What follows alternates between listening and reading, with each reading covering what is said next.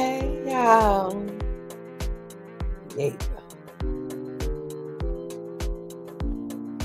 Shout out to all my early morning people.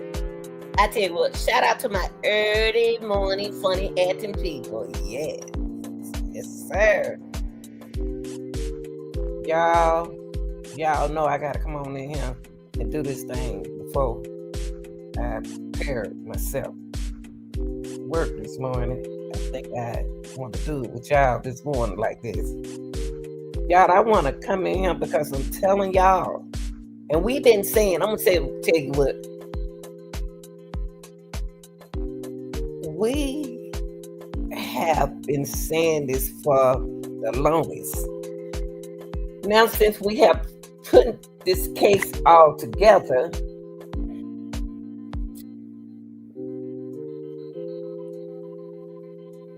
he's telling me something else.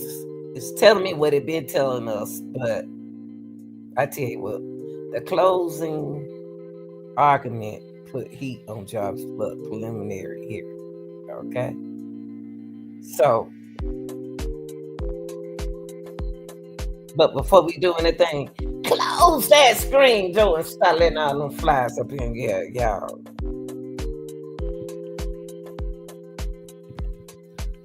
All right, y'all. Shout out to my workers. Shout out to my workers. Shout out to my workers. Yes. Y'all, I want y'all to hear this before I clock in. I want y'all to hear this. Because it's very important in this case.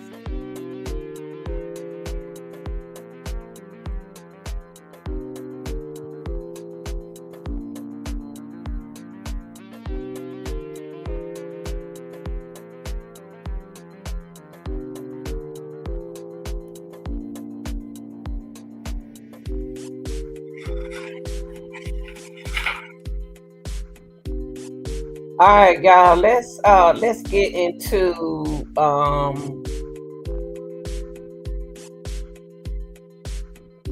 y'all listen to this.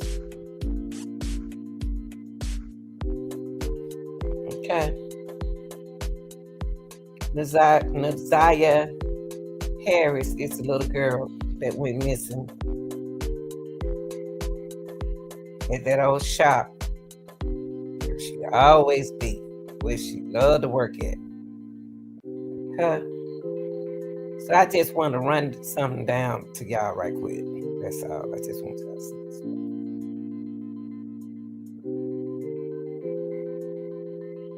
this. Anything that said from the content creator is allegedly said, okay? And trying to educate y'all, and criticism accepted and comment. Take a look at this. We're gonna break this down right quick before I go to work. We're gonna do this right quick.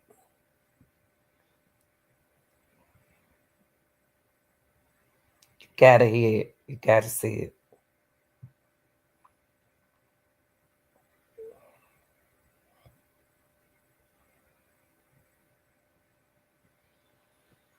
Okay. Okay, y'all, let's listen to this right quick, okay? And then I'm gonna come back into it. I want y'all to listen to this. This gonna make y'all know somebody else. They already knew about this, allegedly.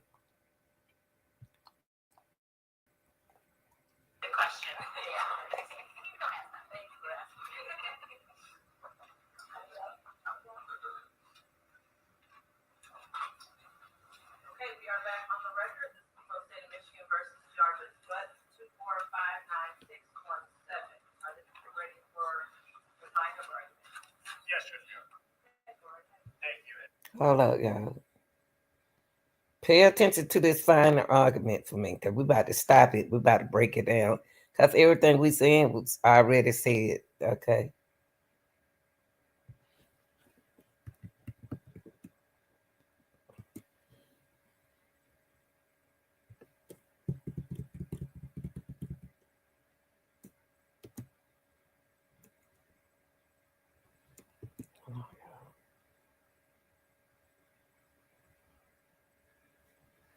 Hello, y'all. 1 second.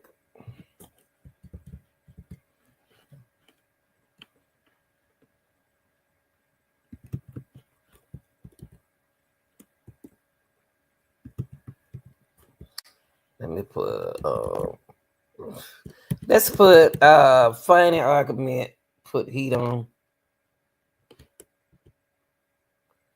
Okay, on the Nazir Harris case. Let's put that on.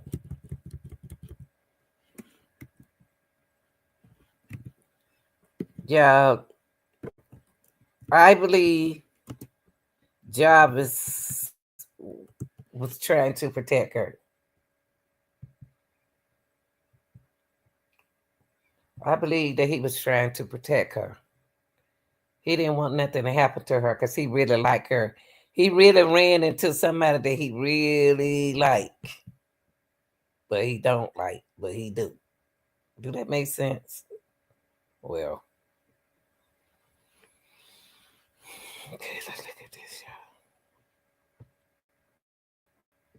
Before I get to the real issue on the homicide charge, I'm going to take care of a few preliminary matters. It is the people's intent to increase count 3, which is currently criminal sexual conduct 2nd degree, to criminal sexual conduct 1st degree, person under 13, defendant 17 years of age or older. We have the defendant's birthday on the record, and that would be based on the testimony of the one minor witness that testified, as well as Cordell Wright's testimony. The minor witness testified that it happened at the old shop, and when Ms. Ripley was asking questions, she identified that as being the location.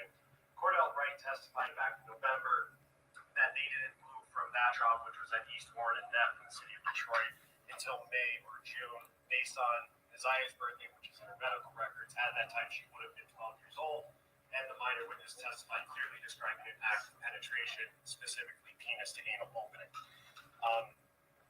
With respect to the criminal sexual, child sexually abusive activity, that would be based on the text messages, as well as the minor's testimony as well. Combining those two things satisfies the elements of those charges. However, going to count 1 in murder in the 1st degree premeditated, I would like to go through and put some of the pieces together.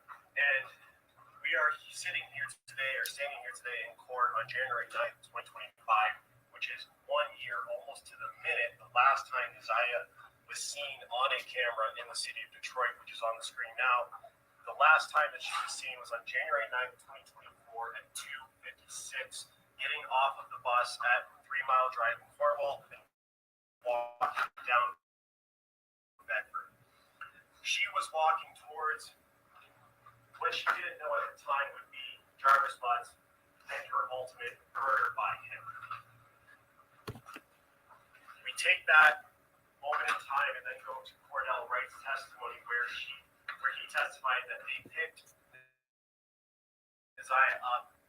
The Zigman Dental Group has been creating Hello, y'all. Excuse me. beautiful smiles since Sorry about Mercy. and everyone deserves a beautiful Isaiah up on their way back to their shop at 9000 Connor. Which is true. Which is true. And they proceeded with her to that location. We have Jarvis Butts' sister's testimony, Tijuana Butts, who did say that she saw a young girl with a very descriptive and distinct jacket getting in and out of that car, a white Cadillac Escalade. That would have been before Jarvis, Cordell, and Isaiah departed for Ypsilanti. We have Sergeant O'Rourke's testimony as to his cell phone locations based on cell tower information and the historical call detail records, which placed them consistent going out to Ypsilanti. And then we have Cordell's testimony getting them back to the shop. Tanisha Moore also testified to seeing Isaiah in Ypsilanti with Cordell. Which is true.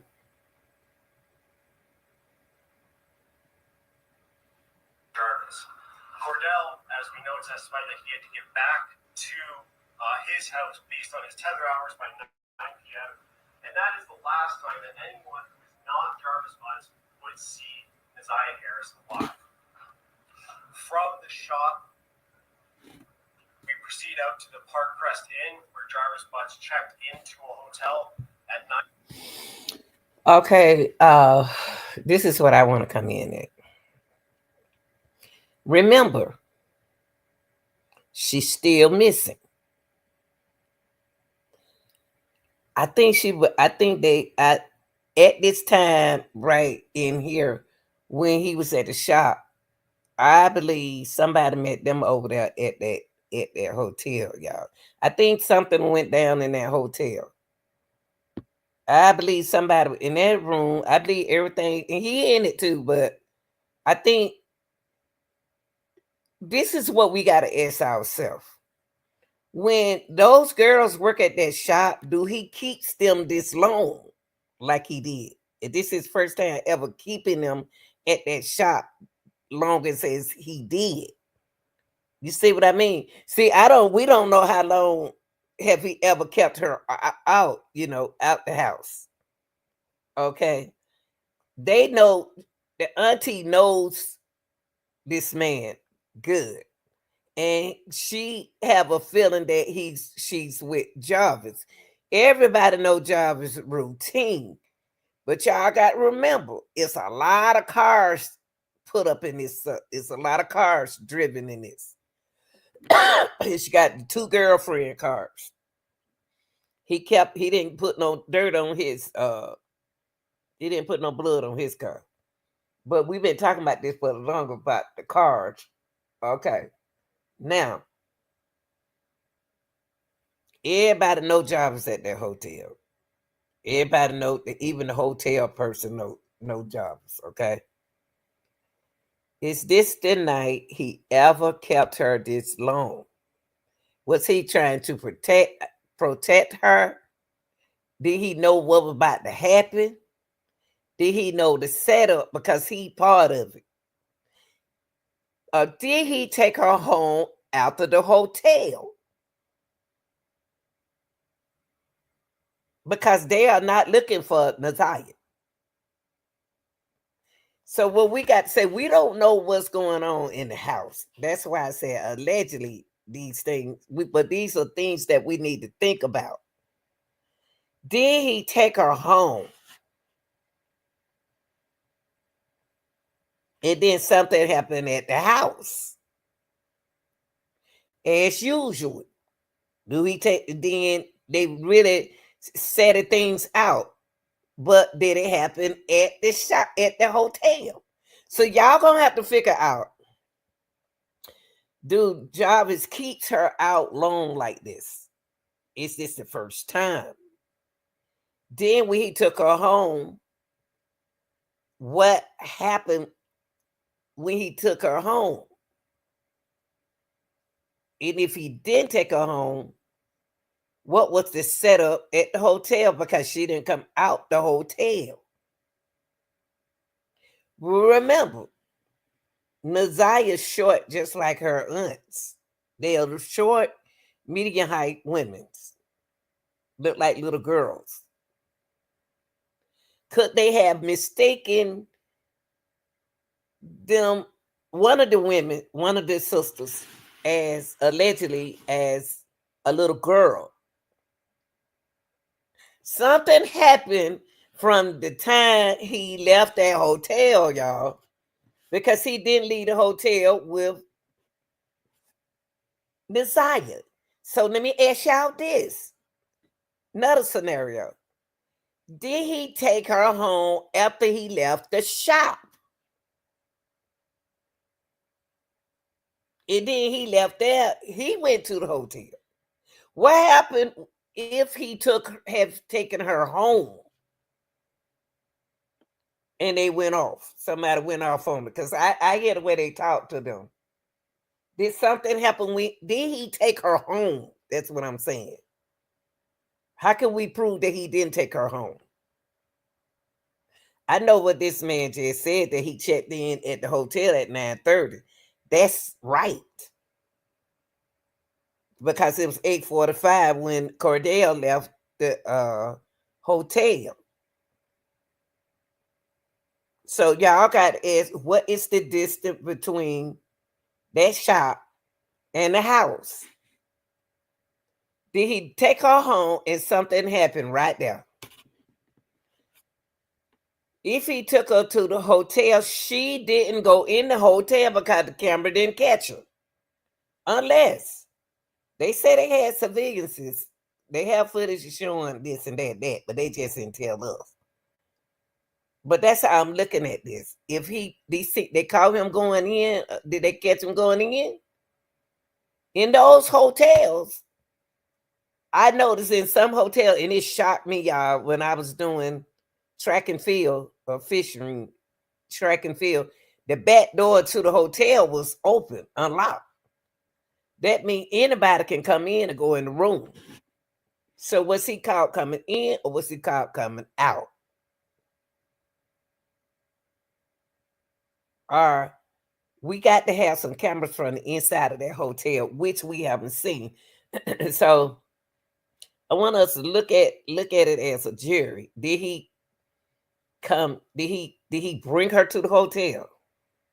Or did he take her home and something happened? Then he went to the hotel. Did Nasiah ever go to the hotel with him? Because he checked in at 9:30. p.m.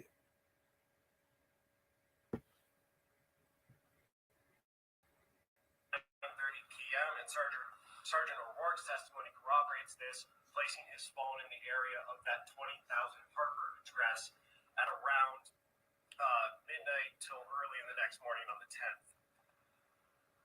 Using the data At the house? At what house?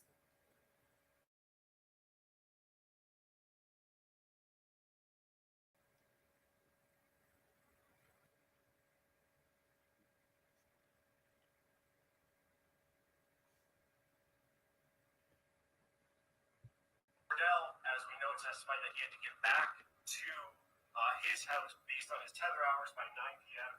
And that is the last time that anyone who is not Jarvis Butts would see Nasiah Harris alive. From the shop, we proceed out to the Park Crest Inn, where Jarvis Butts checked into a hotel at 9:30 p.m. And Sergeant O'Rourke's testimony corroborates this, placing his phone in the area of that 20,000 Harper address at around midnight till early in the next morning on the 10th. Using the data that you see on the screen in those times. Recapping January 9th, this is the last time that we have any sort of communication from Nasiah. There was, if you look at those messages that Sergeant Jones went through and read, just between Nasiah and Jarvis, there was consistent and constant communication up until January 9th. There's also no messages from Jarvis after Nasiah goes missing on the 9th, looking for her, seeing where she is, trying to find her, trying to help, as anyone should do at that time, her family locate her. That makes sense. They didn't look for it. They didn't look for her because he already knew where she was. They didn't look for her because they knew where she was, allegedly. Because she didn't come home. They always know she with Jarvis, allegedly.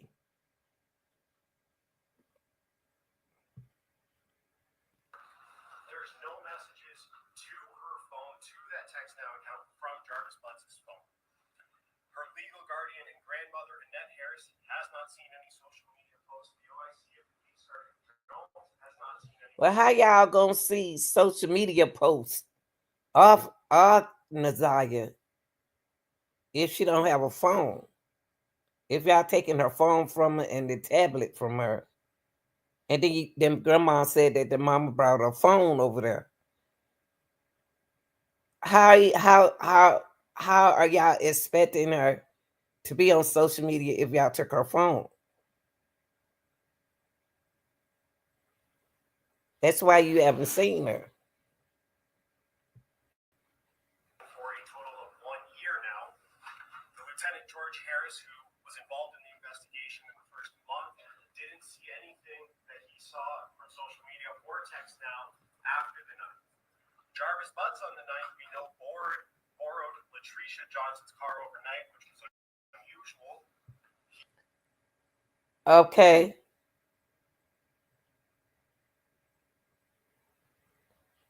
Why did he borrow Johnson car if he has a car overnight? And they said, which is unusual. Why did he use her car instead of his car? Where was his car? When he was at the hotel, they say he left and went to the hotel. I don't get that. Okay, after he left the hotel, then he went home.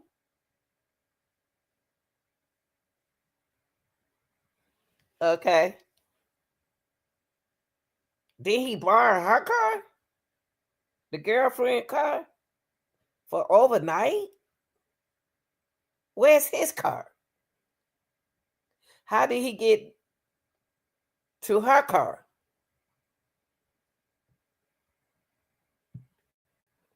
Borrowed that from, and then again borrowed it on the 10th or 11th. We know that Nazia's glasses were found in that car.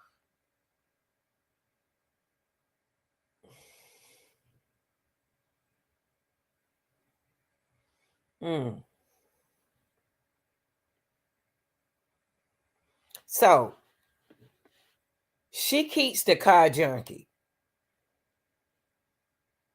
Trashy. So on the 10th and 11th, somebody put her stuff in that car. Somebody it should have been a book bag in there too. It should have been some clothes or something. Something else should have been in that car because her glasses in there. How she had to have her glasses on her eyes. Somebody took her glasses off her eyes. She need her glasses to see. But I don't believe that she was in his girlfriend car. And drivers can't be in two places at the same time. He can't drive two cars. So when he went about borrowed the girlfriend the car on the 10th and 11th, the baby had the glasses on her eyes, on his eyes. Oops, I forgot to take this stuff out the car.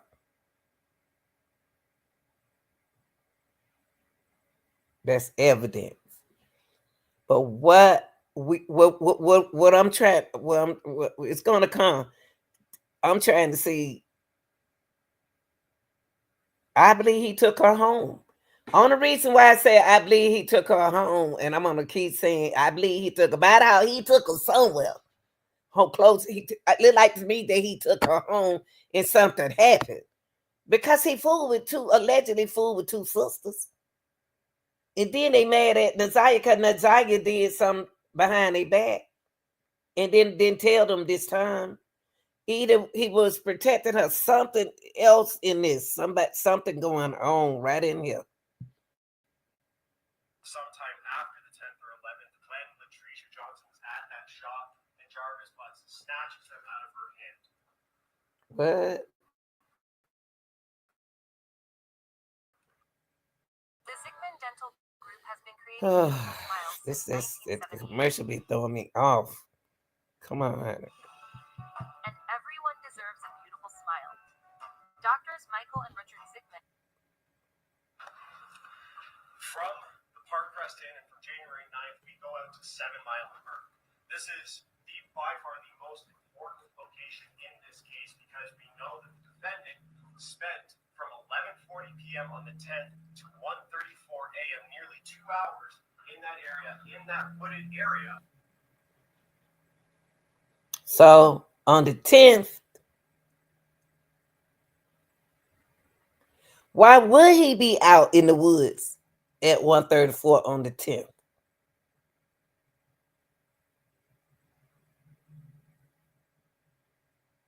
If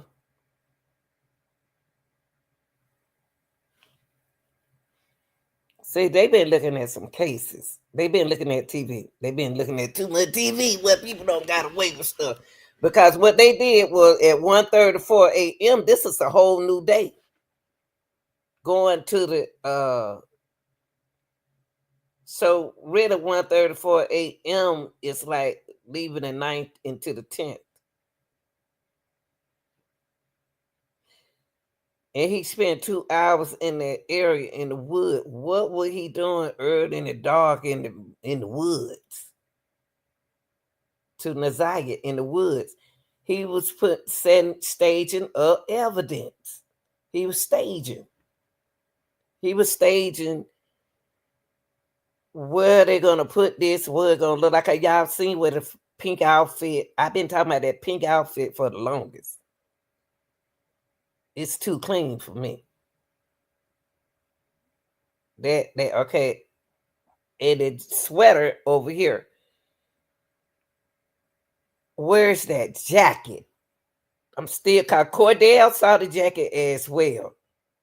He didn't mention nothing about a black sweater. Even though we know she have a black sweater, where they getting these clothes from? Why wouldn't they leave the jacket coat out there? Because somebody wanted that coat. That's a coat. It's known. Who is her size? Who wear the same size Naziah wear? So that 1:34, okay, on the 10th, 1:34 a.m., and then he stayed nearly 2 hours in the air. 2 hours in the air. Jarvis, don't remember this, y'all. Jarvis do not have to go in the woods to do nothing to Naziah. No, none of the girls. He can go right there at his shop. Okay. Now, why is this going on? I don't understand this part. Why they out there in the wood? I don't understand this part because something happened to her when she allegedly tried to take her home. Either something allegedly happened to her with him and somebody else at the hotel. It's so more people in this stuff, y'all.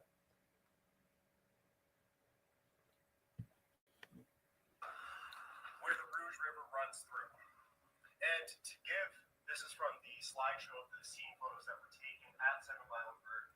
This is the area where it's the people's theory. Jarvis Butts did at least one of two things. Either killed Naziah at 7 Mile and Bird, but at the very least dumped her body in this location. We know this because of the evidence that was found there, specifically the black. That don't mean okay then. Where's the body, man? You ain't making sense. And then y'all notice something. I'm gonna tell y'all something that y'all didn't notice. Look at the title up there, y'all. Look at the title, says 7 Miles. Y'all know who show says 7 Miles? 7 Miles show is 7 Miles. On he named his show 7 Miles. The podcaster. He named his name 7 Miles. And I just noticed that's where he gets 7 miles allegedly from. This word right here, what they have up here. Y'all know y'all know the podcast who went out there to the twins' house. His name's 7 Miles. They put even 7 miles on the shirt. Who would want to put that on a shirt? Now, this ain't staged right. This is an inexperienced person who been watching too much TV. Because they got the jacket right here and the pink outfit over here. It's staged like a homeless person living in the woods. So was she passed? And why would Jobbers want to do that? Because Jobbers like young girls. And she would be the first one. I don't care if she was. Who knows if she was really pregnant? Who knows this? What test? What did they do to take her to the hospital to tell us that she was pregnant?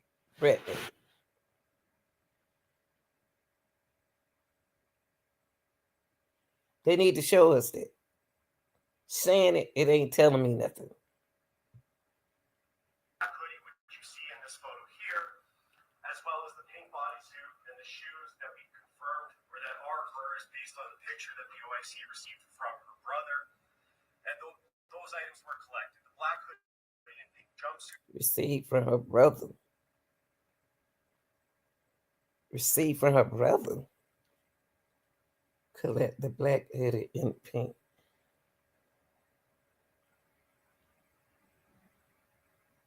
That pink outfit, y'all.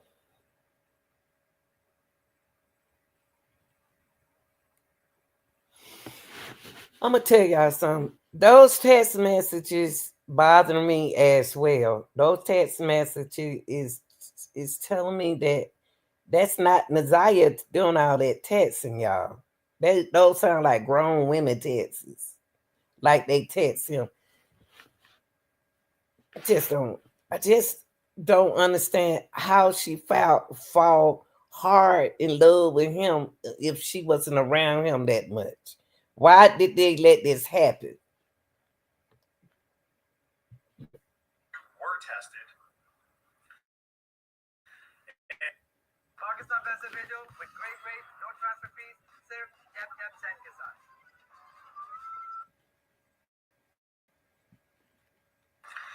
And importantly, Rion Green testified as to which swap. Hold on, let me read. Let me see this. Let's look at this, y'all. Interpretation items. The black hoodie stain swabs. Stain swabs was performed assuming that the DNA profile originated from two individuals. Okay, hypotheses. Jobbers' butts and one unrelated, unknown contributor. Two unrelated, unknown contributor. What? Results based on the DNA typing results obtained from the black hoodie stain swab. It is approximately 60 times more likely if it originated from Jobs' butt, and one unrelated unknown contributor than if it originated from two unrelated unknown contributor. What? What? Verbal scale. The analysis provides moderate support that Java Butt is a contributor to the black hoodie. So they contribute him to the black hoodie stain. That's all. Naziah Harris blood card and one unrelated unknown contributor. For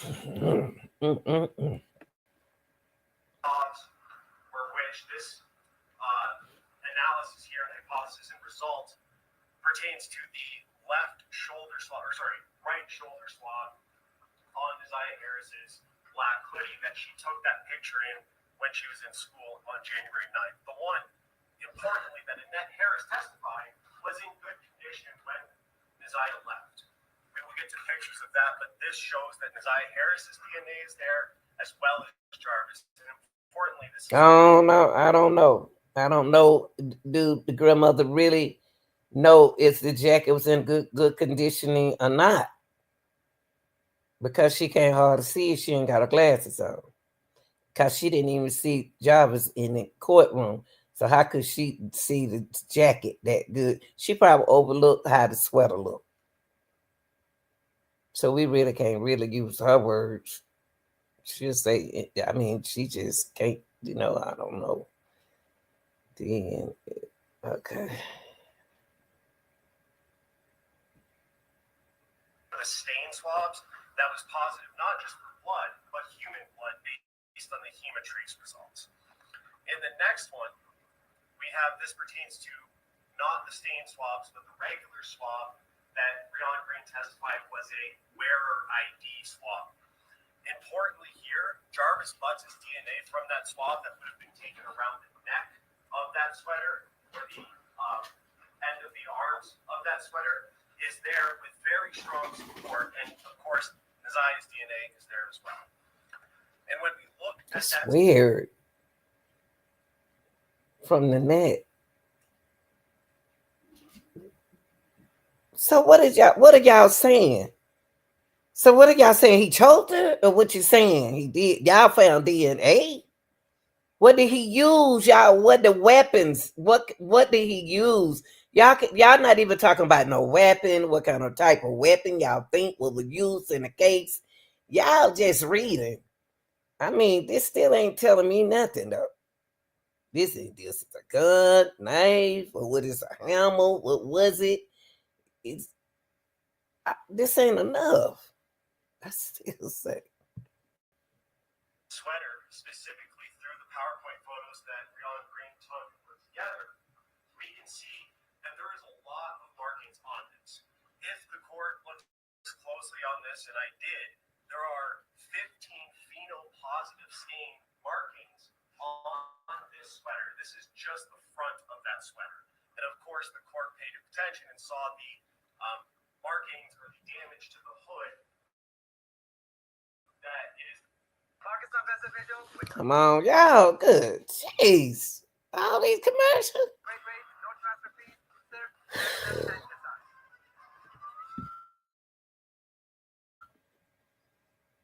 Everyone said I'd have to pay extra to earn IT certifications.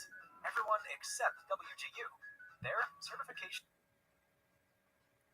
That is the people's theory would have been stab wounds or something to that effect that happened when Jarvis. Stab wound. So y'all saying that he stabbed her? Because y'all said stab wound. I don't think Jarvis would have. I'm not going to put nothing past him, but that's not what he is. He's not a murderer. He's a criminal, but he's not a murderer. I don't care who said she was pregnant. That's what I'm saying. Who said this? She did. And she had a conversation, said that they did. Who believed it? Why he believed it? Why did he do this? But they will do it. But what I'm saying is,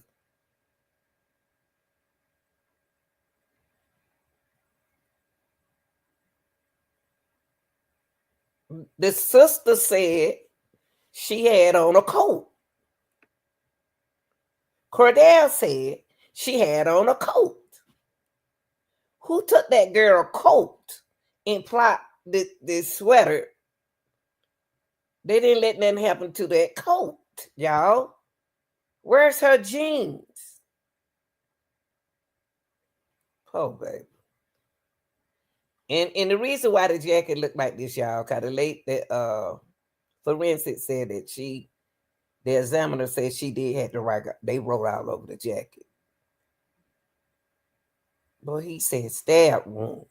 So you telling us that a knife in this, a box cutter, or what? Spuds murdered Nazia Harris. We also have to look, and it goes to the premeditation element as well as everything he did before at Jarvis Buds' actions, specifically what he did to attempt to conceal or cover up his role in the murder of Nazia Harris. First, we have the glasses that he made sure he grabbed directly from Patricia Johnson's hands when shown that are consistent with the glasses she had. That is the most clumsy. That's what I say, he's not a killer. If he was a killer, then them glasses wouldn't been in that car because he left evidence. When those glasses was left in that car, I don't think y'all would have left no evidence. Why is the glasses in that car? You sure the girlfriend ain't had nobody that ain't have nothing to do with this either? I ain't putting nothing past nobody. Because she too calm for me. Photo from the 9th when she was in school. We have the jail call to Cordell Wright to get that phone of his out of Miss Davis's car and into someone else's possession, which he testified he tried to do, but was ultimately unsuccessful. And then Sergeant Jones testified that they ultimately did recover that phone from Miss Davis's car. So they did? So they did recover that phone. Well, why Cordell didn't see the phone? I thought Cordell said look in the back of the truck. I thought he said look in the back seat of that truck, but he said look in the back seat of Miss. Now why Cordell didn't say that? I think Cordell set him up. I believe Cordell set him up. He knew that Cordell didn't like what he was doing to that girl, but Cordell had plenty of time to tell as well. So he said that he didn't see the glass. He didn't see the phone. Why they looked for the phone and recovered the phone? Ain't that a trip? Cordell wanted him to get caught, but him being a man, why are they acting like this? Jarvis must be something about Jarvis that everybody's scared of. He must know a lot of criminals or something.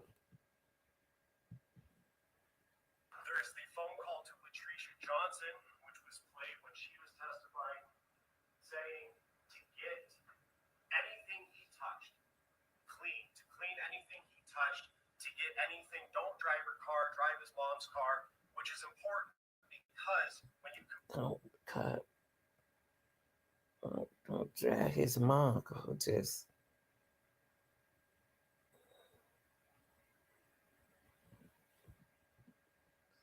yes. Okay.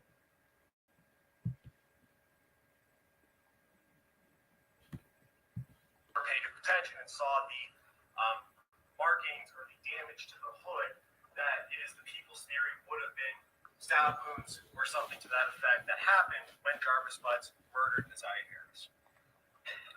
We also have to look, and it goes to the premeditation element as well as everything he did before at Jarvis Butts' actions, specifically what he did to attempt to conceal or cover up his role in the murder of Isaiah Harris. First, we have the glasses that he made sure he grabbed directly from Latricia Johnson's hands, unshown, that are consistent with the glasses she had in the photo from the 9th when she was in school. We have the jail call to Cordell Wright to get that phone of his out of Miss Davis's car and into someone else's possession, which he testified he tried to do, but was ultimately unsuccessful. And then Sergeant Jones testified that they ultimately did recover that phone from Miss Davis's car. Mm. There's the phone call to Latricia Johnson, which was played when she was testifying, saying to get anything he touched clean, to clean anything he touched. Clean anything. That is one of the dumbest things Cordell could have ever done. Was to take that girl car to her and then clean his DNA. So when he took her car to her, how he get back to his car? Who was driving his car? To follow him out there to drop her car off. They got to talk. They ain't telling everything. So when he dropped her car, then he got back in. Did he borrow her car again? I think he said he borrowed her car again because he had no wrecked it and everything. To get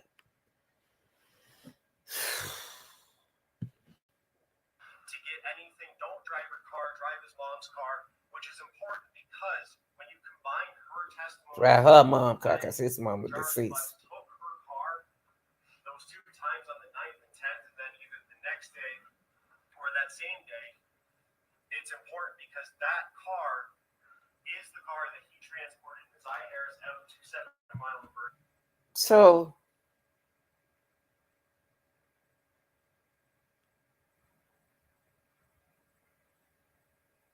he transport Naziah in that junkie car. That could understood why he wanted everything washed down, but that's strange how he.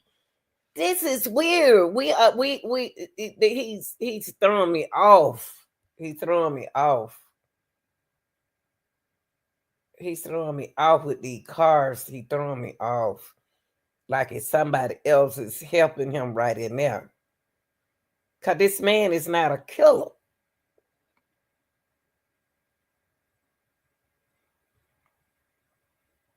He just sitting over there all comfortable.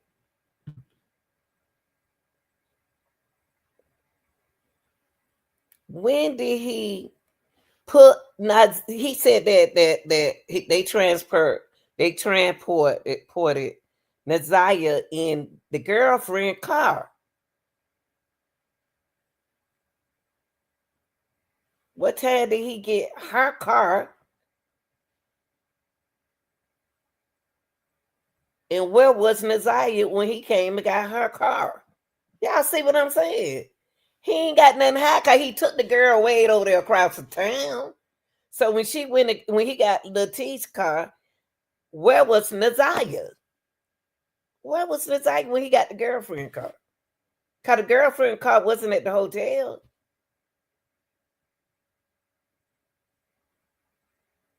So he got the okay.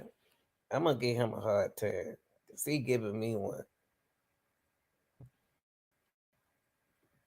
either dump her body or to murder and then dump her body there. Dump the body up to murder and then dump her body there. Ain't nobody. It's nobody. He's doing too much. Y'all, it's too much. This is too much. This is too much. You gonna leave clothes and not the body. Why would you leave stale wound clothes with some little speck of DNA? But you didn't leave the girl body. What you do with it? What you do with her body?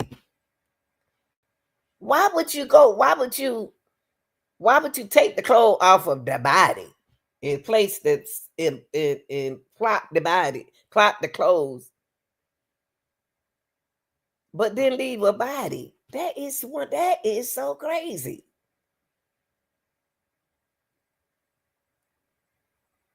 But to want them to think that the clothes, her body is closer to that area, which her body not. Body could be in the dumpster.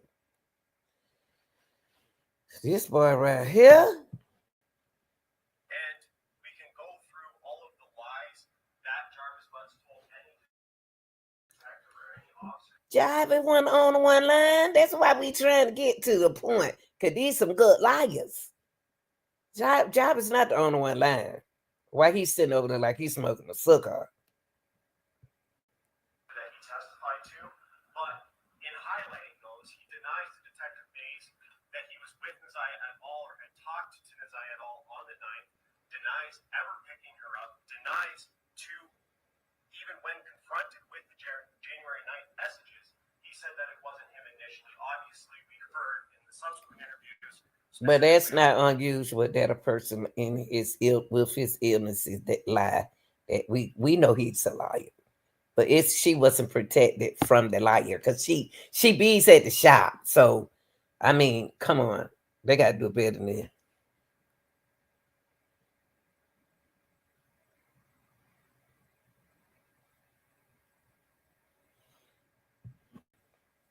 June 1st with the OIC, he came off of that. He told Shannon Harris that Naziah texted him on the 9th. She says that he never did that. And we have some of their messages in the record as well. He denies going to a hotel and denies going to a hotel with Naziah. Why is he denying everything and he always up on her? Why is he denying? I just don't understand. Why is he lying and he had his way with them, allegedly? Why do he have to deny to Shannon that he didn't take her to the hotel? And he always around them.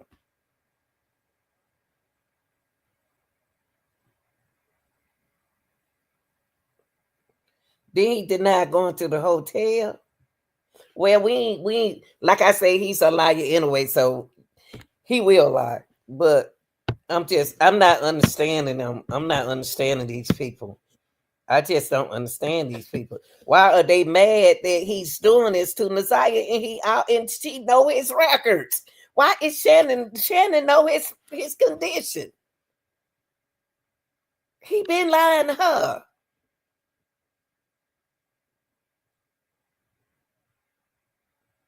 He think that Shannon believe everything he said because he don't got away with her. And that's what happened when you do have somebody around your children. And Shannon keep questioning him. Did you text her? Uh, did you do this? Where the text message come from? You know you picked her. I didn't go pick her up, baby. I don't know why they lying to me. Harrison denies having any sort of sexual relationship with Messiah, even though the text now messages completely. And see what them girls, them aunties need. That auntie need therapy. She needs therapy bad. Cause she never did. No, she never did believe that that man would do nothing wrong. Cause she did, she wouldn't have him around her own children, his own kids. Not even at a have Naziah at a shop with his daughter, and all this going on. They need to do something with them. They part of this. They the cause of this. We know he's sick, but is everybody else sick? Allegedly got to be. Prove that that is an absolute lie. We also have his motive. We know from Sergeant Jones that he was going to be going into custody supposedly on January 9th for until He was getting ready to go back into custody on January the 9th. roughly December, I believe, is what Sergeant Jones testified to. So he was getting ready to do a year. But why he turned into a murder? He was just gonna do a year. Why did he turn into a murder case? I don't understand. This don't make no sense. He protecting somebody, and he is protecting somebody else as well. He gonna take the blame on himself. That's what it sounds like to me. He blame he part of though. Because he said in his interview that he had a legal issue. Those with Robin on Gold can enjoy it. Okay, yeah, he had a legal issue. All I want is Gen Z. So Monica, you're fired. Then Briska will be our new CEO. A legal issue. He said it was up in Clinton Township, but I submit to this one that that's He said he have a legal issue. not the legal issue he was talking about. He was talking about the legal issue he would have had if Messiah had been left alive. He had to. So the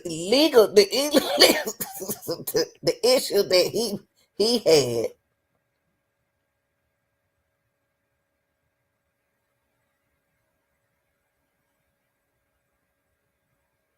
What? Okay. The legal issue that he has, if she had stayed alive and he didn't see his baby, that's his baby. I don't know. Make sure that when he was in custody, that she was not going to give birth to any child of his. That's his motive in this case. That's Wow, that's but how do we know she was really pregnant? I mean, your cycle can be off at that age, right? Be off. You can't, because I used to skip 1 month and go to the next month. Skip 1 month. Mine was irregular, so is hers irregular since she was in puberty? So we got to, what made them thought that she was pregnant just because she missed it? Don't mean she was pregnant. She can have it could be irregular.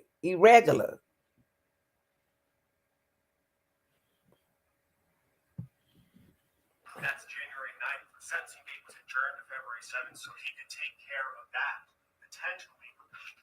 He was being told consistently by Naziah throughout the months that she might be pregnant, and then on 11/27, she says to him that it's hard to do this gym shit with this baby. Less than a week or 2 weeks later, he's searching on Google how to abort a baby, how to not just abort a baby or get an abortion, but how to do it at home, how to get rid of that without any medical professional or any responsible mandated reporter knowing about it. Ain't that double murder? Ain't that double murder? Double murder right here, ain't it? Is she pregnant? Did the autopsy say the girl was pregnant? I ain't heard nobody say that. I ain't heard no test mention that she was pregnant. But if they did an autopsy, it would have told us that she was pregnant. How many months she was pregnant? Was she 5 months? It would have told us. It's something that I overlooked. We have that motive. And obviously, Judge, one of the big issues in this case is proving that Desire Harris is dead without having a body.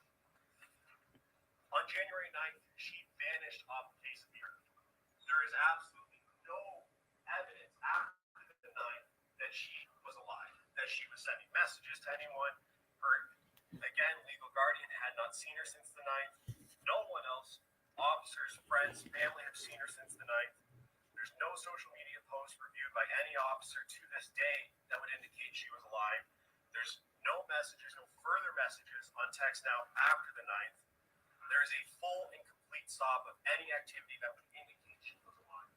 And Judge, I submit to this court that if that were the evidence that we had at this point, that would be enough at this point for a probable cause determination to show that she is in fact deceased today. However, there is more than that.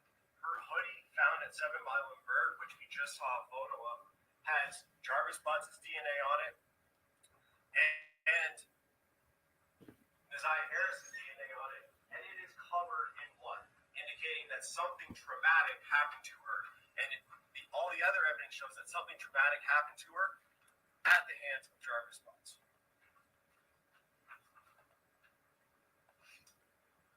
And then we go back to his motive, was told by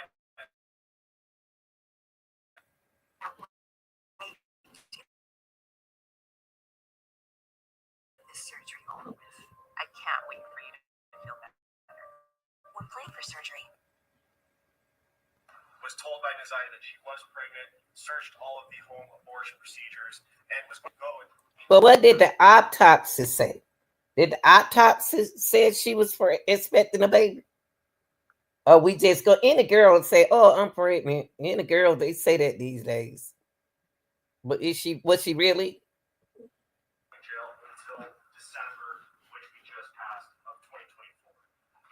Judge, I submit to this court that the evidence that you have heard over the last 4 days proves not only that Desire Harris is currently deceased, but also that she was murdered by the defendant, who had plenty of motive to do so, had plenty of opportunity to do so, and he did that. And I will note that the defendant in this case, Jarvis Butts, does not get a break because he successfully hid her body. The evidence to a probable cause determination, which the question is she probably dead, and did the defendant probably do that? Both questions are answered with a yes, based on all of the evidence that you have seen. I would reserve any further argument for rebuttal. Thank you.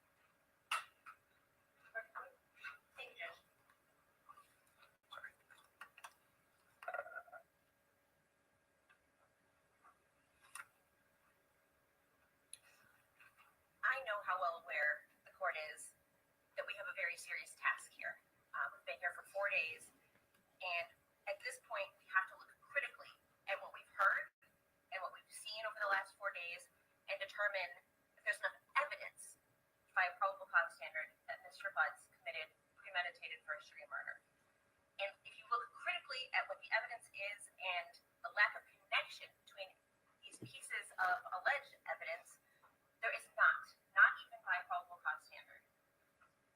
To bind over on premeditated first-degree murder, there has to be sufficient facts or evidence to show by a probable cause standard that each of the elements of premeditated murder in the first degree are committed. First, there's got to be a death. There has to be evidence that the defendant caused the death of the deceased, that some action that he made or did caused that person's death. That there was an intent to kill, that the intent to kill was premeditated, and that it was deliberate. And here there is not enough evidence, even by a probable cause standard, that Jarvis Butts caused the death of Messiah Harris.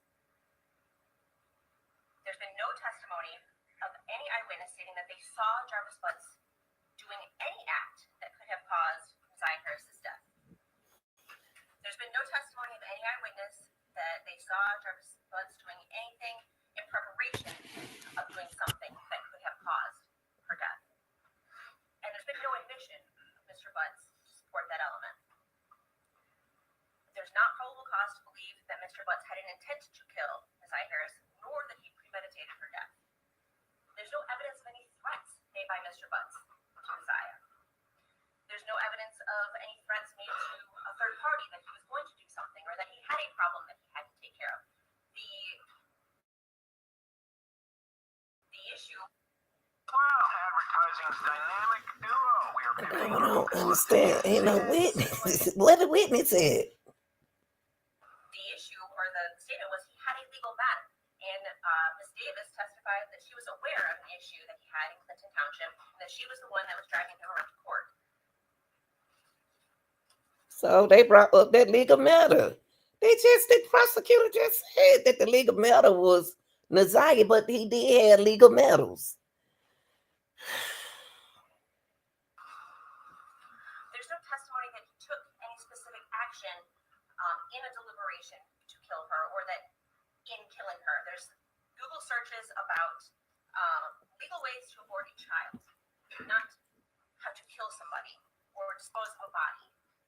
That's what I'm saying. There's no evidence that he did anything related to the Google searches. That's why I said how you know she pregnant? It's autopsy said that she was pregnant. I mean, he trying to get rid of a baby, and if what? Suppose she wasn't pregnant. This is a young girl that fell in love with a dude. I mean, come on, y'all.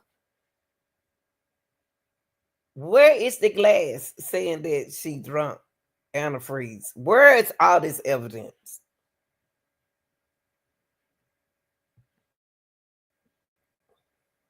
There's no receipts of purchases or anything like that. And these text messages were 2 weeks after they were, I believe, December 9th and 10th, which was, I believe, 2 weeks or 13 days from 11/27/23, which is the text message about gym class. And then there's this kind of cryptic text message in between that says it healed. We don't know what that means, but we don't know what Text message said what? Healed, we don't know what the healed. What?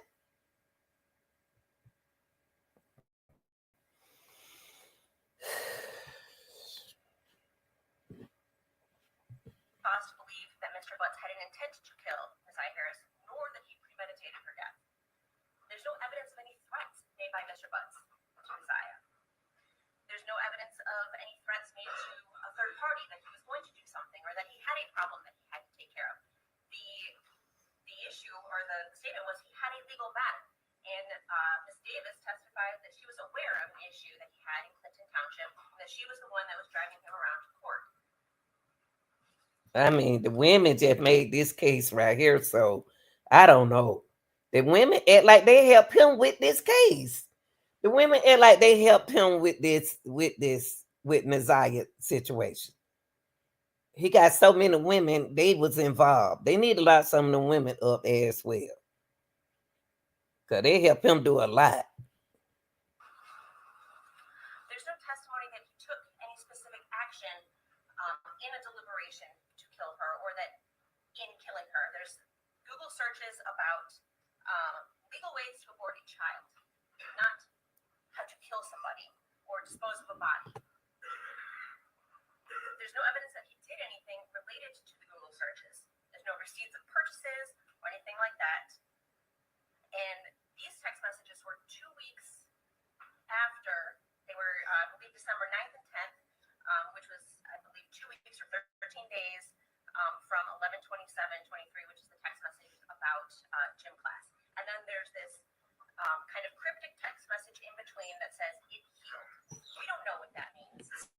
testament that said healed. What do heal mean? What do heal mean? Text message that said heal.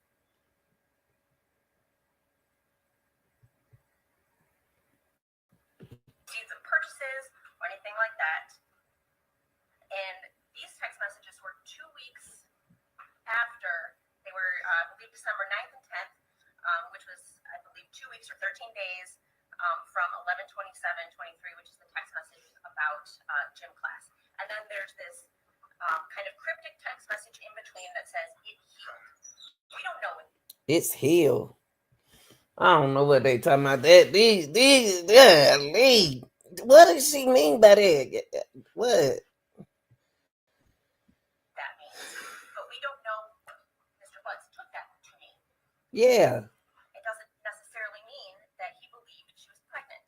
Thank There's you. no evidence of a pregnancy. That's what I'm saying. It's no evidence that she was pregnant. The autopsy didn't even say she was pregnant. How do they know? Who thought that she was pregnant? Even if she said she was pregnant, it's no evidence that she was. We don't know what happened behind these closed doors. And that why he turned from a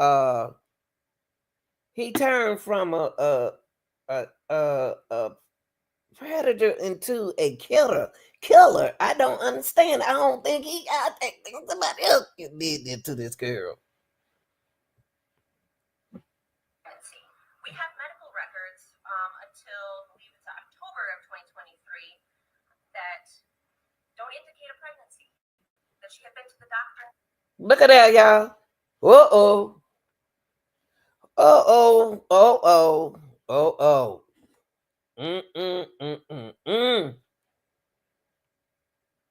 That's why I said, why is he going back? I don't think, I think that somebody took it out of his hand and put it in. He did the worst other part that he wasn't supposed to do. The SA.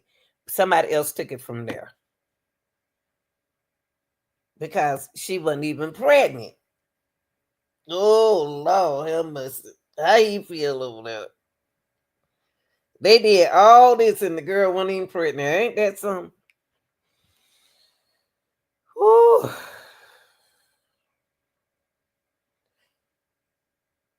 Java got 13 children. Why would he get rid of one? September, when she originally texts or messages Mr. Butts and says she thinks that she's pregnant. There's no evidence of a pregnancy. She went to the doctor. We heard from both her guardian, her grandmother, and her aunt, Shannon Harris, who lived with her. No testimony from either of them that they suspected that she was pregnant. See? Any medical issues that they had to take care of because that would have caused them. I believe somebody, a woman, wanted that girl, or either a man, wanted that girl away from him because she's not even pregnant. She ain't pregnant.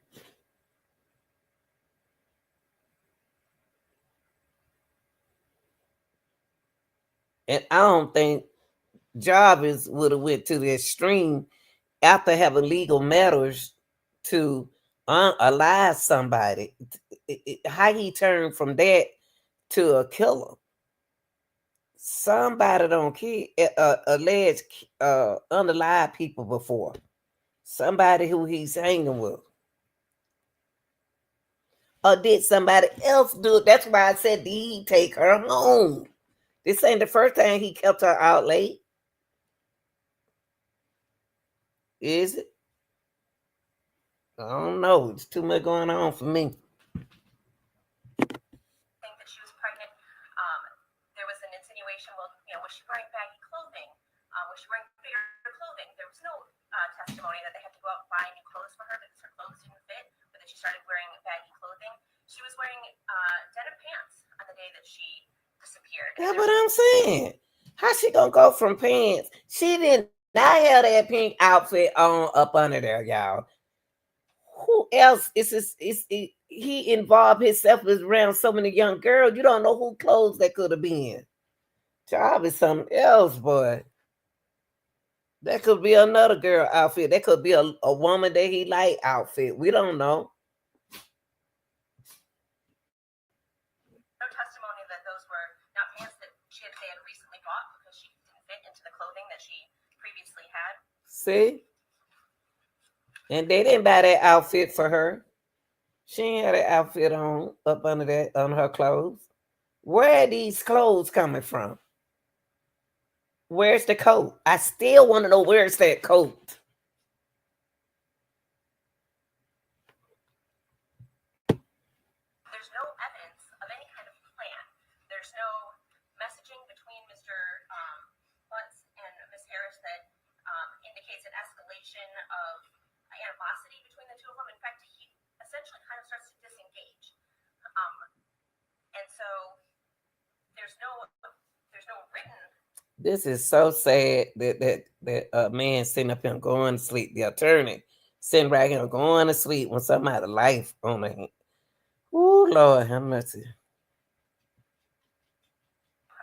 Evidence that he had any kind of plan or any animosity toward her at that point. Our submission would be that he understood at that point that she wasn't pregnant and was disengaging. Now they make sense what she just said right there. That he knew she wasn't pregnant. He found out that she wasn't pregnant.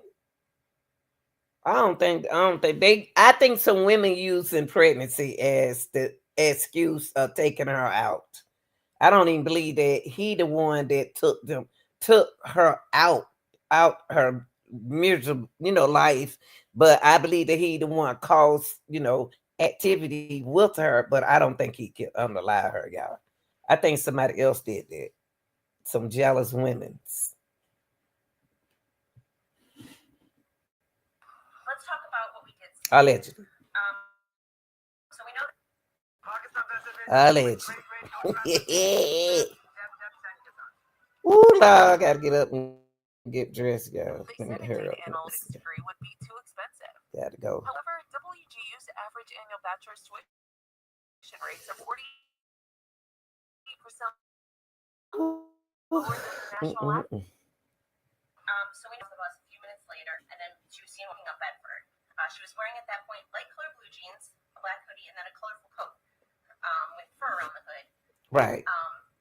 There's some insinuation that somehow there was a plan that she would meet up with Mr. Butts, but the testimony of Mr. Wright was that they were driving around that afternoon, back and forth to various auto parts stores, and I believe that they in fact had to go back to one kind of unplanned because they either missed something or there was an issue. And so to say that somehow Mr. Butts would have known that she would have been on that street at that specific time and that they would have been there at that specific time is quite a leap, considering they didn't know where they were going to be when, because they were doing all this driving around back and forth to various stores. That right there was some slick stuff he did right there. That was real slick. He went down the street where he told her that where he was going to meet her at. It's not no coincidence that he went down that street and saw her. And then too, it's no excuse for her not being at home anyway.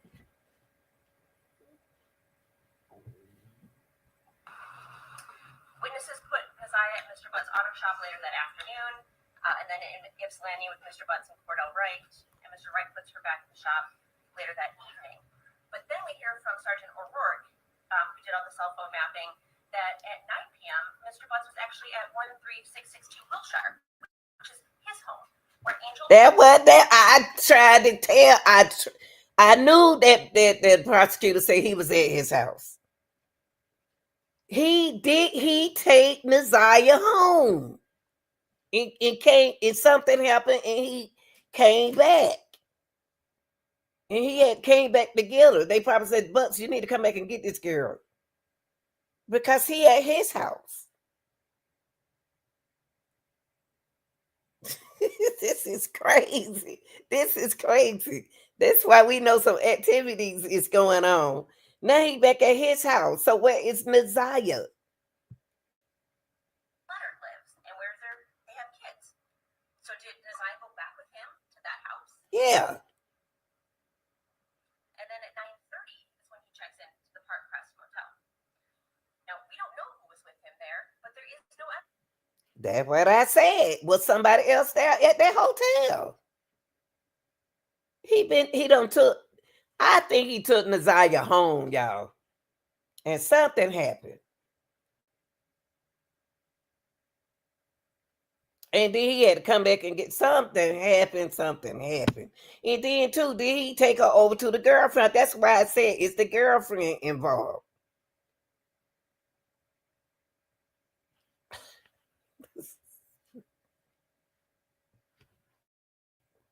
Evidence that Naziah was ever there. They searched it, they took DNA, they took clippings of various things, they swabbed the shower drain, and there's no evidence that she was ever in that room. We did hear testimony that the Park Crest is a known place where Mr. Butts frequents and takes various lady friends for a rendezvous. It's much more possible and plausible that he took somebody, one of his lady friends there, than somebody who he was going to. I just told y'all that. I asked. That's what I said. It got to be some women involved. I've been saying for day one that some women involved. I don't know what women involved, but this just ain't right, y'all. This is it's somebody jealous. He got so many women. Jarvis has so many women. We don't know who involved in this mess. He has a lot of women. He got too many friends. They need to lock some people up, or press some charges, or put a one out on somebody, let them talk. Kill, right? He's going to a place where they know him. He's a frequent flyer there. And is he going to take somebody there where he would later, before he was going to kill That's them? what I That makes no said. sense. That is not logical. Thank you. We heard then that after Mr. Butts left Park Crest Motel, he went to 4 Alexandrine, which is midtown, so kind of across town. And that's where his other girlfriend, Machine Rushing, lives. So did he take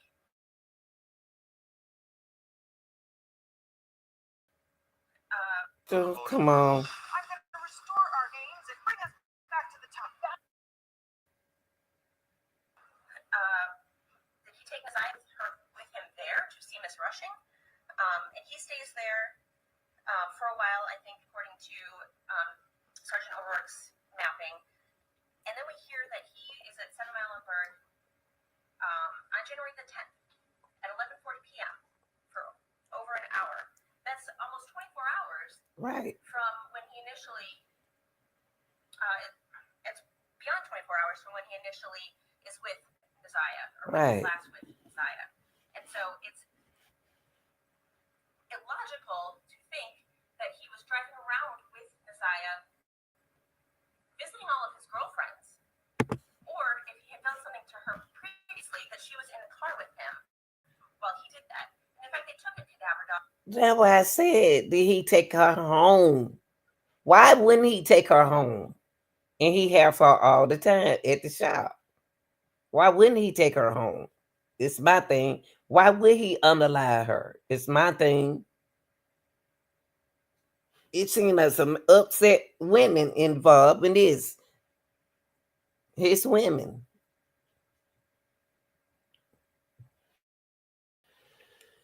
Around the car and didn't find anything. And they tested the vehicles, all of his vehicles, every car that he drove, for DNA, for any signs I had been there, and they found nothing.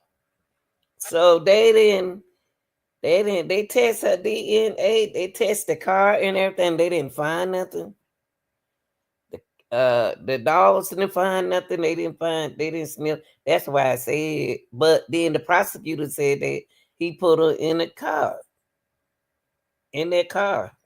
I ain't think she was in that car either. But what I think. And the call to Miss Johnson asking her to wipe down the Sentra that she used that he had borrowed is kind of irrelevant because she testified that she didn't do it. That she did nothing based on what he called to say, and they still didn't. Nothing was found.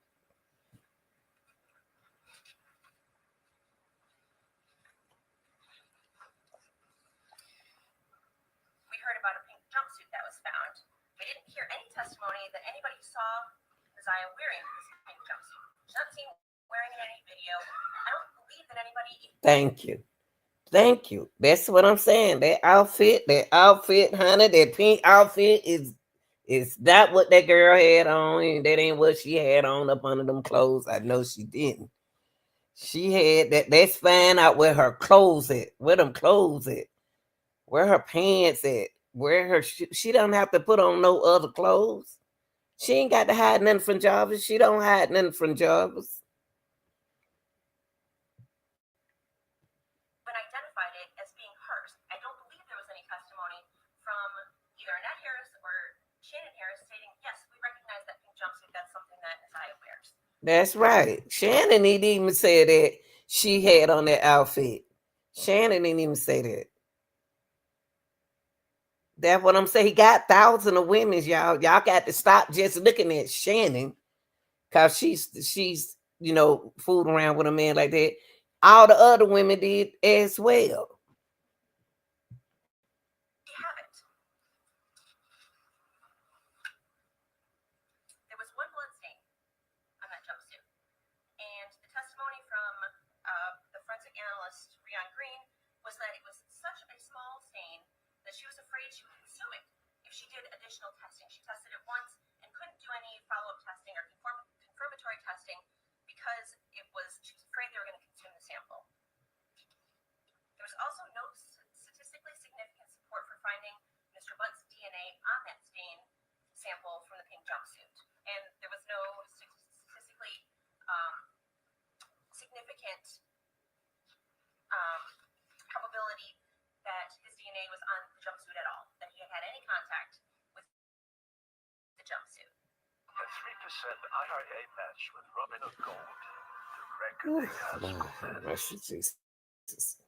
All our clients want is Gen Z. So Monica, you're fired. Then Briscoe will With the jumpsuit. And they took a lot of swabs of that jumpsuit. I believe the number was that forensic analyst Anderson testified to, that it was 24 trillion times more likely to have originated from two unrelated unknown contributors. They sure did. Two unrelated unknown contributors. Wow. Who did that? Who covering this up? Who covering their footstep? And Java know who covering up for him. Because he went and got him, allegedly. They met him. He know a lot of women. Know plenty of women. And Jarvis Butts. And we heard about the black hoodie. And that black hoodie was significantly more weathered than the pink jumpsuit. We heard about that from the Border Patrol agent Barnes and other folks that came into contact with that sweatshirt, that it looked like it had been out in the weather much longer. And we don't have an explanation for that. But those appear to be tears in the top of the hood. They don't appear to be stab wounds, and they certainly don't appear to be bullet holes. See, that's what I'm saying. What kind of weapon? Why did the prosecutor say stab? That don't sound like those stab wounds. Nah, man. I don't know, y'all. Ooh-wee. Weak support for conclusion that Mr. Butts was a contributor to the stain on the swabs of the black hoodie. The only real support for any DNA on the black hoodie was on the non-stained part. And there's testimony that Ms. Harris was wearing that hoodie on the 9th, that she was in Mr. Butts' Escalade when he and Mr. Wright picked her up after seeing her walking down Harper, that they were in the car driving up to Ypsilanti. And so the possibility that his DNA got on this non-stained part of the black hoodie is not evidence of premeditated murder in the context of all of the ways that we heard somebody's DNA can get on a piece of clothing.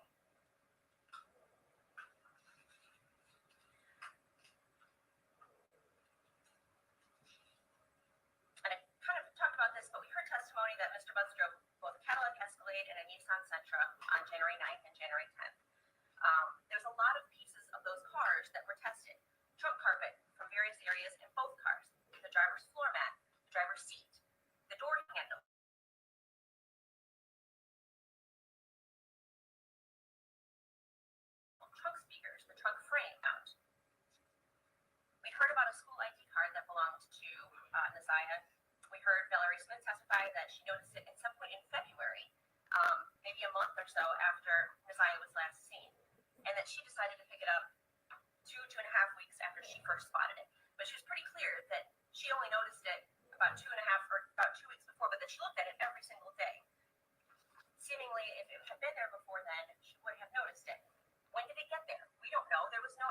There's no testimony as to that. And there was no other evidence found in the 7 Mile and Greenfield area, and there's no evidence that Mr. Butts was there.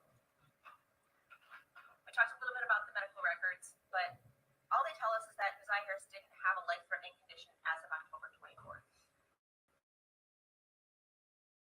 Don't tell us anything.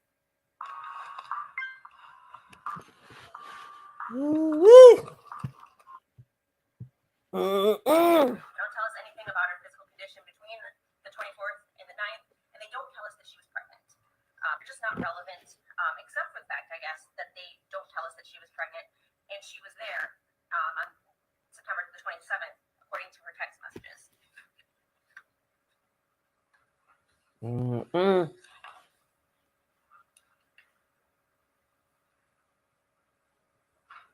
That is the longest, closest argument. What we haven't heard in the last 3 to 4 days is anything about a murder weapon. We've heard that they collected guns, but we don't know if any of them actually operated, and they tested them for DNA, and there was nothing found. See, that's what I said. They ain't got no weapon. They ain't got nothing. They ain't got no body. They ain't got nothing. When did those guns get taken from a house? When did they get put back, if any of them had been used? And, I mean, we just simply don't have any evidence as to whether they were even touched by Mr. Butts.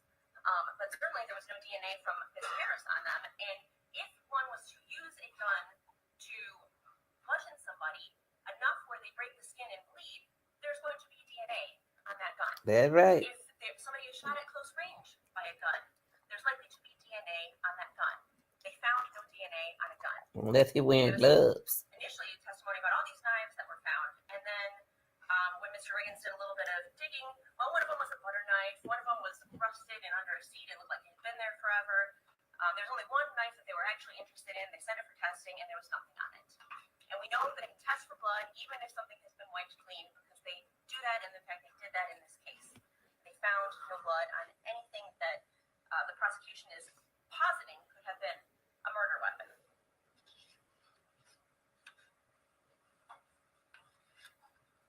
Motive is not an element of premeditated homicide.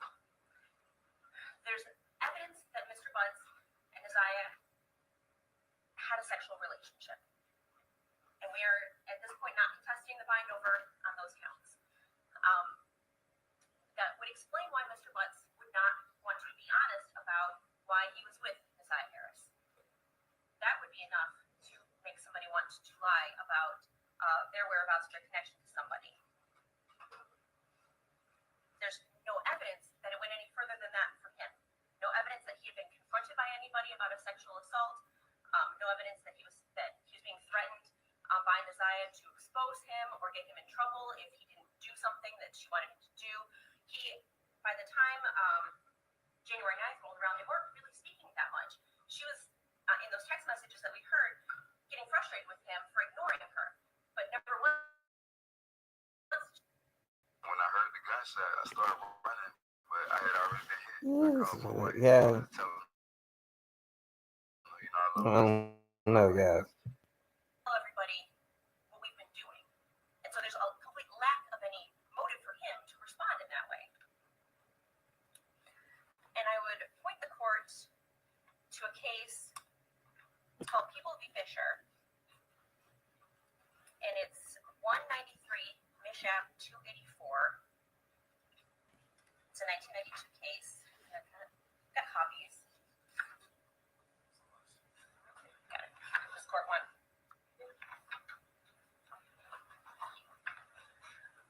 And I point the court to this case because it's a case where homicide was charged and no body was found. A woman named Joyce Fisher was killed, and I believe it was 8 years after her death, her husband was charged. He was convicted, and ultimately the appellate court reversed the conviction because the evidence was insufficient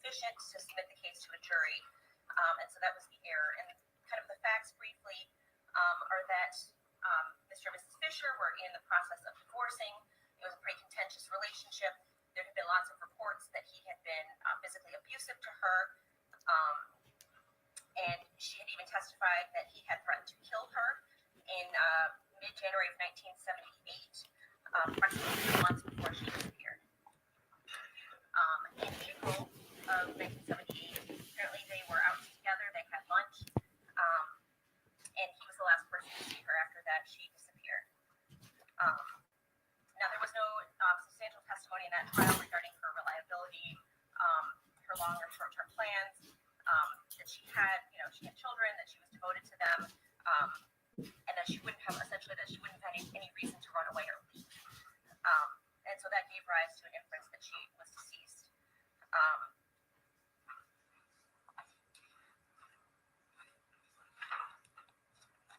The prosecutor in that case offered no evidence of an act that resulted in Joyce Fisher's death. And the court previously has held that the victim's body, while it's not necessary to establish corpus delicti, there has to be something more. There has to be, in this case, either an admission or confession, physical evidence, or some kind of witness testimony. In that case, there was no physical evidence, such as bloodstains or a weapon, linking the defendant to Joyce's death. He did not admit that he killed her, although the prosecutor offered equivocal statements there, that he seemed to say, well, things didn't happen quite that way, and where it made it sound like maybe he did have something or some knowledge.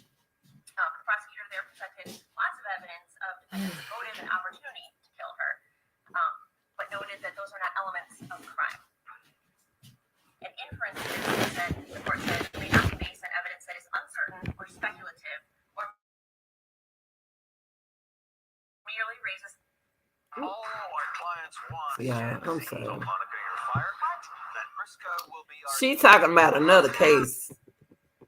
And why she doing that, I don't know. Merely raises a conjecture or a possibility.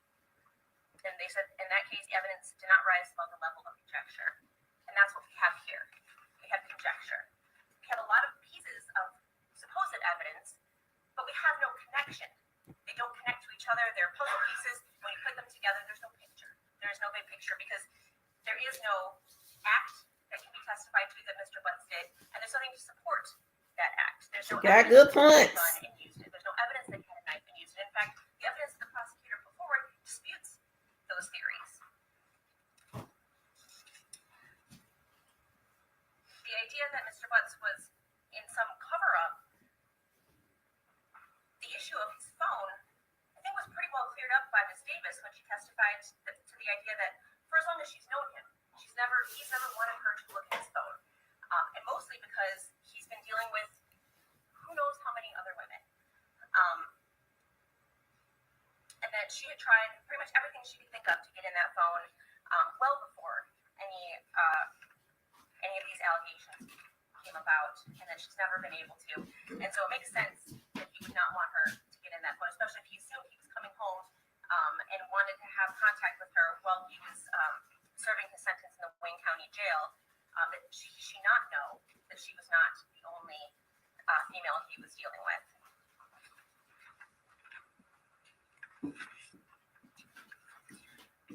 We acknowledge that probable cause is a low standard, but it isn't just limited to whether the prosecution has presented significant or sufficient evidence on each element of the offense, which we submit they have not. They also must determine that there's a reasonable ground of suspicion supported by circumstances sufficiently strong to warrant a cautious person to believe the accused is guilty. That definition of probable cause, or that characterization, comes from people like Carter, which is 250, Mishap 510. And so you have to have both elements of the crime met, and also those elements have to be met by evidence that is sufficiently strong to believe that it is relevant, that it actually proves what it is saying that it proves. And here we have conjecture, we have speculation, we have supposition, and we have somebody who he did have something to hide. But there's no evidence that he did anything about that. He didn't threaten her, he didn't ask her, or say if anybody finds out that, I will go to jail, or you could go to jail, or you could be hurt. There was nothing like that in any of those conversations that we saw.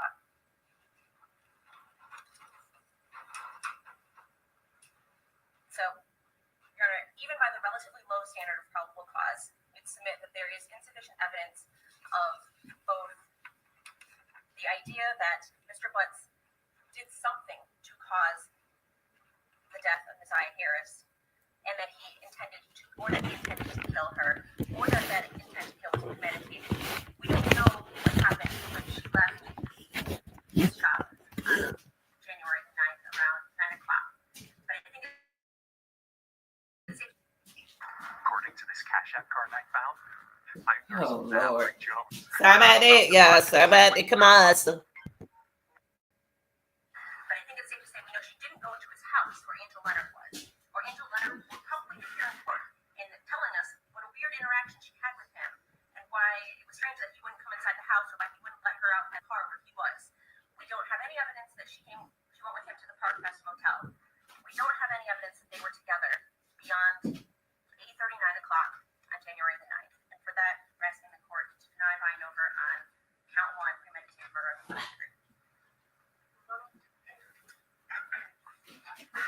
First, I'm going to start with talking about people being Fishers that Ms. Quick just referenced. And it is important to note that this case is distinguishable for the following reasons. One, we're talking about a different standard. This was a trial issue, a direct verdict standard, where the court is saying at trial beyond reasonable doubt. First of all and foremost, it's distinguishable for that reason. Secondly, though, the court in Fishers said in this case there was no physical evidence such as bloodstains or a weapon linking the defendant to Joyce's death. In this case, we have bloodstains. We have bloodstains on the hoodie that was found at 7 Mile and Bird, where the defendant spent 2 hours on the night of the 10th going into the 11th. That places them together in the same spot and is very strong evidence that Isaiah Harris is in fact dead. Secondly, though, Judge, having dealt with Lee Fisher, Ms. Quick talked about the 9th and 10th, that no one saw the defendant with Isaiah for that day going into the 10th and into the 11th. However, we heard from one of his significant others or girlfriends that he was secret, that he didn't want anyone looking at his phone. And we certainly know that he knows how to keep different women and or girls away from each other. For example, I believe it was Shannon Harris that testified that she was familiar with an address of Outer Drive in Belfort. I thought he was finished. Other than the fact that she would pick the defendant up there at different times, we know through other testimonies that the defendant Sit down, was Ken. dating someone at the time. And with respect to Ms. Quick saying that Isaiah never threatened him, never did anything, I'm not sure if this one text message was highlighted by the OIC in this case when he testified, but on Our clients want Gen Z. What? Why is he? I don't understand why why is he talking again, y'all? November 27th, 2023 at 23 minutes and 23 hours and 37 minutes UTC time, Isaiah said to the defendant, "When I see you, I will fuck you, tell you regret not answering my calls." This court is a threat. And then just over a month later, she says she goes missing at the hands of the defendant. And Miss Quick also talked about the driving around that Cordell and Jarvis were doing and how it was an unplanned meetup with Isaiah on the 9th. However, that may be true from Cordell's perspective, because he wouldn't have known what Jarvis's plan was at that time. But clearly, on the 9th, said, "Okay, if you see the message, so I can delete your number," and then the defendant's response, "Okay." All right, y'all. On Friday, per Cordell's testimony. Now, Y'all, I'm gonna have to stop right here. talked about the knives and I gotta get out of here. But I will of the one that was tested. just this with y'all, but I gotta get out of here. And I'll be back on here in a few seconds, y'all. Let me go and thanks for watching. Don't y'all forget to hit the like button, like, share, subscribe. I'm out, y'all. I got